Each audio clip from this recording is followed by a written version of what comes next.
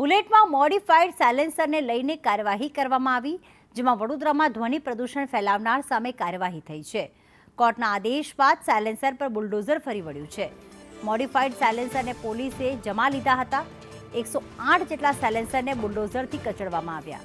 170થી વધુ બુલેટ ચાલકોને ટ્રાફિક પોલીસે પકડ્યા હતા.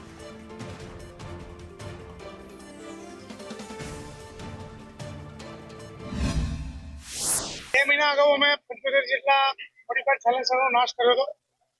એ જ રીતે નામદાર કોર્ટના હુકમથી આજે અમે 108 સાયલેન્સરનો નાશ કરીએ છીએ. અલગ અલગ ડ્રાઈવથી આજે મોડિફાઈડ સાયલેન્સર લગાવીને નોઇઝ પોલ્યુશન કરે છે.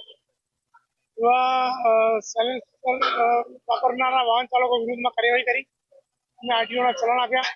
અને એ જે મોડિફાઈડ સાયલેન્સર છે એનું નામદાર કોર્ટના હુકમ આધારે આજે અમે નાશ કરીએ છીએ.